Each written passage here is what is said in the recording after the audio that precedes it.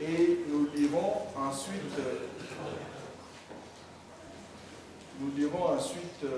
Ésaïe chapitre 49, versets 13 à 16. D'abord, Éphésiens chapitre 2. Vous étiez morts par vos offenses et par vos péchés, dans lesquels vous marchiez autrefois selon le train de ce monde, selon le prince de la puissance de l'air, de l'esprit qui agit maintenant dans les fils de la rébellion. Nous tous aussi, nous étions de leur nombre et nous vivions autrefois selon les convoitises de notre chair, accomplissant les volontés de la chair et de nos pensées, et nous étions par nature des enfants de colère comme les autres. Mais Dieu, qui est riche en miséricorde, à cause du grand amour dont il nous a aimés, nous qui étions morts par nos offenses, nous a rendus à la vie avec Christ. C'est par grâce que vous êtes sauvés. Il nous a ressuscités ensemble et nous a fait asseoir ensemble dans les lieux célestes en Jésus-Christ. Car c'est par la grâce que vous êtes sauvés, par le moyen de la foi. Et cela ne vient pas de vous, c'est le don de Dieu. Ce n'est point par les œuvres afin que personne ne se glorifie. Car nous sommes son ouvrage, ayant été créés en Jésus-Christ pour de bonnes œuvres que Dieu a préparées d'avance afin que nous les pratiquions. C'est pourquoi, vous, autrefois païens dans la chair, appelés incirconcis par ceux qu'on appelle circoncis et qui les sont en la chair par la main de l'homme, souvenez-vous que vous étiez en ces temps-là sans Christ, privés du droit de cité en Israël, étrangers aux alliances de la promesse, sans espérance et sans Dieu dans le monde. Mais maintenant, en Jésus-Christ, vous qui étiez jadis éloignés, vous avez été rapprochés par le sang de Christ. Car il est notre paix, lui qui de deux n'en a fait qu'un, et qui a renversé le mur de séparation, l'inimitié, ayant anéanti par sa chair la loi des ordonnances dans ses prescriptions, afin de créer en lui-même, avec les deux, un seul homme nouveau, en établissant la paix et de le réconcilier l'un et l'autre en un seul corps, avec Dieu par la croix, en détruisant par elle l'inimitié. Il est venu annoncer la paix à vous qui étiez loin et la paix à ceux qui étaient près. Car par lui, nous avons les uns et les autres accès auprès de Dieu, auprès du Père, dans un même esprit. Ainsi donc, vous n'êtes plus des étrangers, ni des gens du dehors, mais vous êtes concitoyens des saints, gens de la maison de Dieu. Vous avez été édifiés sur le fondement des apôtres et des prophètes, Jésus-Christ lui-même étant la pierre angulaire. En lui, l'édifice bien coordonné s'élève pour être un temple saint dans le Seigneur. En lui, vous êtes aussi édifiés pour être une habitation de Dieu en esprit. Amen. Amen. Je lirai Ésaïe plus tard, mais je veux juste nous rappeler que le titre de ce message commencé la semaine passée était « Le prix de ma rédemption et l'effet de mon identité ». La semaine passée, nous avons vu le prix de notre rédemption. Qu'est-ce qui a été fait pour que je sois sauvé? Dieu nous a donné le meilleur de lui-même. Dieu nous a donné le meilleur de tout ce qu'il avait dans les cieux. Son Fils Jésus est descendu vers nous pour mourir à notre place. Et je me suis réjoui et je me réjouis encore parce que notre frère Gaston nous a rappelé cette vérité capitale, que je suis important. Alléluia. Amen.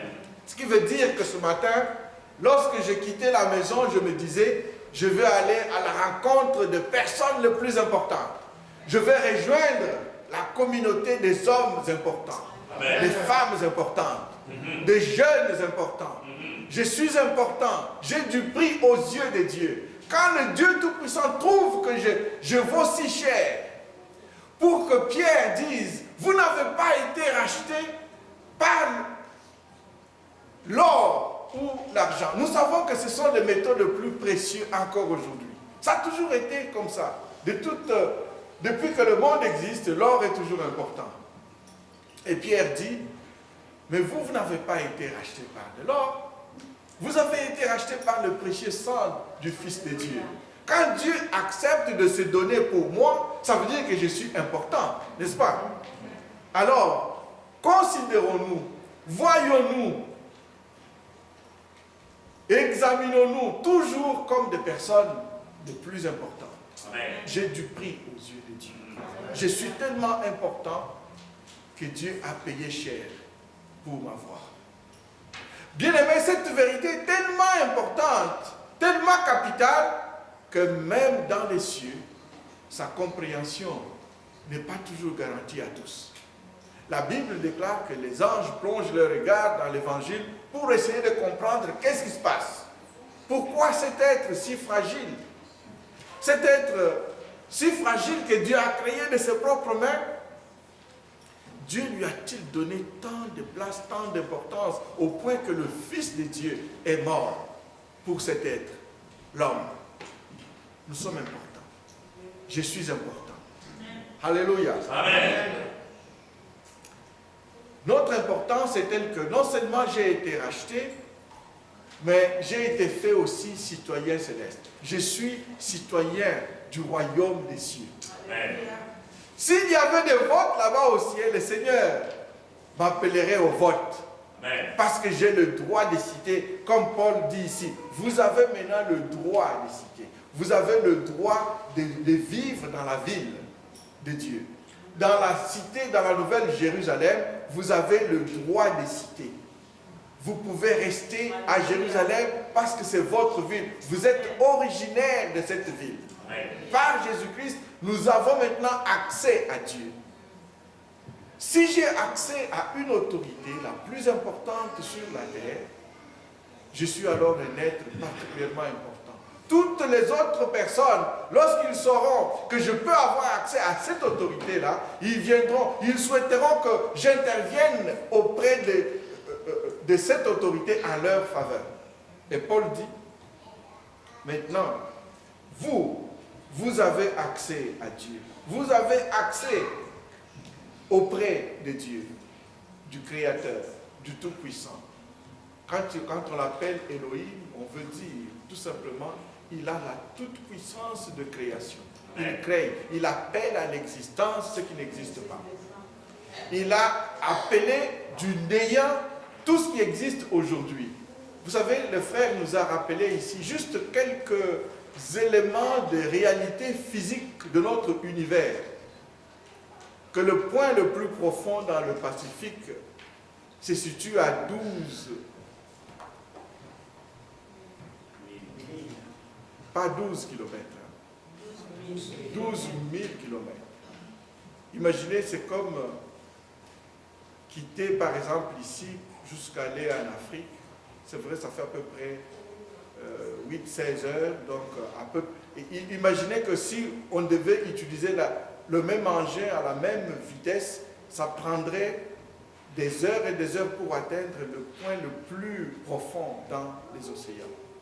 Et dire que Dieu dit dans sa parole qu'il a même dit aux eaux de ne pas franchir la limite que lui leur a assignée. Lorsque vous prenez un périscope et que vous regardez un peu ce qui se passe dans les firmaments, les astronautes nous disent qu'il y a des galaxies tellement... Ils sont dans un nombre tellement immense. Et la galaxie, vous savez, c'est un peu le rassemblement de quelques planètes qui tournent autour d'un autre astre important, un peu comme la galaxie solaire. Ce sont les 8 planètes qui tournent autour du Soleil, ça forme une galaxie. Mais imaginez, il y en a comme ça des milliards dans l'univers tout entier. Et la Bible dit que c'est Dieu qui a créé l'univers. Et tout cela fonctionne sans entrer en collision. Tous les astres obéissent aux lois naturelles que Dieu a établies. La Bible dit que Dieu a créé tout ce qui est visible et tout ce qui est invisible aussi. Les trônes, les dignités, les puissances, le pouvoir. La Bible dit que tout a été créé par lui, pour lui et en lui. Donc en Jésus-Christ. Tout a été créé par Dieu. Tout ce qui est visible et tout ce qui est invisible. Tout a été créé par Dieu. Et dire que moi, aujourd'hui, j'ai accès à Dieu. Je peux entrer dans la présence de Dieu n'importe quand. Vous savez, je n'ai pas à remplir une feuille d'audience. Je vais y entrer parce que j'entre auprès de mon Père. Hier, nous étions dans une église quelque part. Le prédicateur, je pense qu'il avait copié tout ce que je vous avais dit précédemment. Ceux qui étaient là avec nous ont dû s'en apercevoir, n'est-ce pas? Ils ont dû voir que vraiment c'est quelqu'un qui a copié tout ce que nous avons. Et pourtant, nous ne nous sommes pas rencontrés. Je pense que le Seigneur lui a soufflé un peu de ces choses que nous partageons ensemble. J'ai bien aimé sa manière de les présenter aussi. Parce que j'ai vu qu'il était aussi enraciné dans les Écritures. Mais je me réjouis de cela, frères et sœurs, parce que le Dieu qui inspire son peuple, il nous inspire tous au même moment et de la même manière. L'Esprit de Dieu demeure en ses enfants. La Bible dit, pour démontrer notre importance, que non seulement Christ a payé cher, que non seulement nous avons le droit de citer en Israël, mais aussi, frères et sœurs, Dieu a choisi d'habiter avec nous et en nous. Dieu, si tu lui posais la question, Seigneur, quelle est ton adresse? Dieu, il te regarderait et il dirait, voici mon adresse, voici là où je demeure. Parce que ce texte dit, vous êtes devenus l'habitation de Dieu. Le verset 22. Vous êtes devenus l'habitation de Dieu, la demeure de Dieu, là où Dieu réside. Le Seigneur Jésus dit, c'est lui qui garde mes commandements. Celui-là, c'est celui qui m'aime. Et le Seigneur Jésus dit, je viendrai à lui avec le Père et nous ferons notre demeure chez lui. Vous imaginez ça, frères et sœurs? Que je suis la demeure du Dieu Tout-Puissant. Je suis la demeure du Dieu vivant. Dieu demeure à moi. La Bible dit que celui qui est en vous est plus grand que celui qui est dans le monde. Vous imaginez? Et le frère nous a rappelé tout à l'heure le texte de Jacques qui dit, le diable lui-même en personne, il fuit loin de vous. Ça veut dire combien vous êtes important. Que le diable, pas le démon, le diable, il fuit loin de vous lorsque vous prenez conscience de ce que vous êtes, votre identité. Lorsque vous marchez avec Dieu, que vous obéissez à Dieu, lorsque vous marchez dans la droiture et l'intégrité, lorsque vous plaisez au Seigneur, la Bible dit, le diable fuit loin de vous. L'apôtre Jean va dire encore ailleurs que c'est lui qui se garde pur, le malin ne le touche pas. Alors si le diable vous a touché, frères et sœurs, posez-vous la question en ce qui concerne votre pureté. Nous sommes importants. Nous avons du prix aux yeux de Dieu. Parce que c'est aussi une journée pour les mamans. J'aimerais lire avec vous ce texte. C'est le pasteur d'hier qui me l'a rappelé. Comme lui aussi l'avait pris, moi je vous avais. Moi aussi je prends ce que lui aussi avait présenté. Donc, Ésaïe 49, je vais juste vous lire le verset 13 à 16. Cieux, réjouissez-vous. Terre, sois dans l'allégresse. Montagne, éclatez en cris de joie. Pourquoi? Parce que l'Éternel console son peuple. N'est-ce pas? Il a pitié de ces malheureux. Sion disait, l'Éternel m'abandonne. Le Seigneur m'oublie. Mais Dieu répond, une femme oublie-t-elle l'enfant qu'elle allait? N'a-t-elle pas pitié du fruit de ses entrailles? Quand elle l'oublierait, moi je ne t'oublierai jamais. Alléluia. Amen. Quand elle l'oublierait, moi je ne t'oublierai point. Voici, je t'ai gravé sur mes mains. Tes murs sont toujours devant mes yeux. Alléluia. Amen. J'aime ce texte parce qu'il s'accomplit bien avec la fête des mères.